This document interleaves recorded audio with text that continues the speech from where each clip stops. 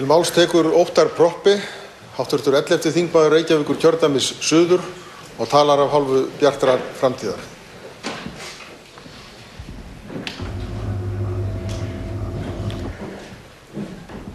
Virðulegi forseti, ástkæru landsmenn.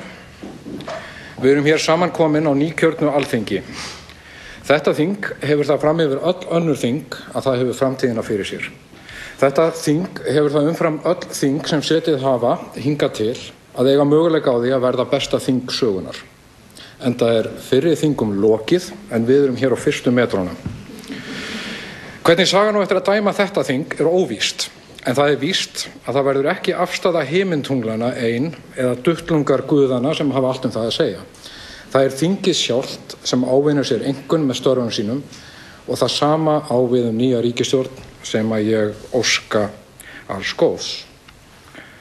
Í stefnuræðu sinni vék hæstv. Forsætisráðherra að skuldamálum heimilanna og fjárhagslegum forsendubresti sem þarf að leiðrétta. Það mikilvægt að muna að það var fleiri upplifað brostnar fjárhagslegar forsendur en skuldarar. Það var til dæmis leigjendur, öryrkjar og aldraðir, svo einhverju hópa séu nefndir, einnig gert í formi hærri gjalda samfara lækkandi kaupmætti. Ég brýni ríkisstjórnina að undanskilja ekki suma hópa umfram aðra í aðgerðum sínum og viðleitni.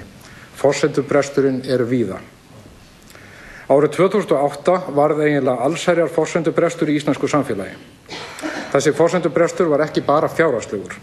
Hann skók langflestar stofnanir samfélagsins og við glímum enn við afleiðingar þessa forsendubrests í stóru sem smáu og stærstu verkefni næstu missera verða áfram að glíma við þær. Eina alvarlegasta afleiðingin það hrun sem orðið hefur á trausti í samfélaginu. Trausti milli stofnana, milli almennings og stofnana hins opinbera, milli atvinnulífs og yfirvalda og stofnana og milli fólks almennt. Hvað sem ber niður sjáum við merki óöryggi og vantraust.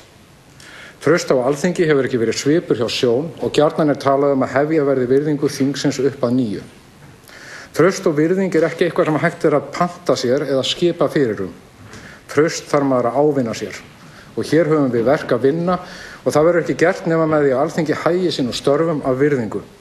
Sá sem hér stendur leyfir sér þann galgopaskap að vera bjartsýnn í upphafi þings. Á dögunum sótti ég alþjóðlega ráðstefnu höfundarétt í Washington, höfuðborg Bandaríkjanna. Ráðstefna þessi var stórmerkileg og þar gerðist ótrúlegir hlutir. En hér ætla ég að segja frá nokkru sem gerðist í almenningsgarði á hlaupum á milli funda.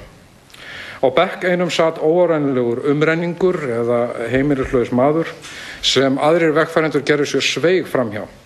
Þarna sat hann með úfið hár og skegg í gaufslitnum húðlitum æfingagalla með stolið nafnspjald hálsinn.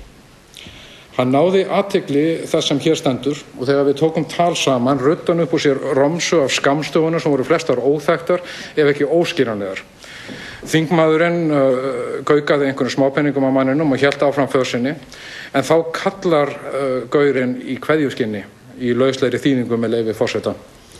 Það íkotnin sem dansar á trjátoppunum en ekki bjarndýrið. Þessi furðulegu skilaboð mér ofarlega í huga við upphaf þings. Það hefur oft betri áhrif að sýna mýkt og sveigjanleika en að ryðjast áfram að krafti og með látum. Við fyrstu sýn bjarndýrið tignarlegt, vöðvastælt og kraftmikið dýr. En það kemst ekki á efstu toppa trésins. Og í fyrstu sýn virðist íkotnin hlaupa stefnulaust fram og tilbaka eins og vitstóla einfeldningur, en það ekki heldur svo einfalt. Íkornin hefur skýr markmið, hann að safna forða fyrir veturinn og öll hans taugaveikningslega iðja þjónar því markmiði. Háttvirtu þingmenn, tökum íkornan með sinni iðjusemi og útsjónarsemi okkur til fyrirmyndar, frekar en þunglamalegt valdabrölt bjarnarins. Í leikriti sínu Rómanov og Júlía lagði Peter Ustinov eftirfarandi orð í munn einnar persónu sinnar, með leyfi forseta. Guð hjálpi þeim sem heillast af hagfræðitölum hveitiframleiðslunnar en staldra ekki við til að dást að kornaxinu. Þótt peningar falli vissulega ljúfar ofan í reiknilíkön og prósentur en aðrir þættir mannlífsins, þá skipta aðrir hlutir ekki síður máli. Kærleikur, virðing og mannréttindi ekki síður mikilvæg og ber að hafa hugfast í störfum bæði þings og ríkisstjórnar. Höfum það hugfast að við vorum ekki bara kosin til þess að taka ákvarðanir og fara með völd, heldur til þess að þjóna almenningi í landinu. Gerum það, verum góð.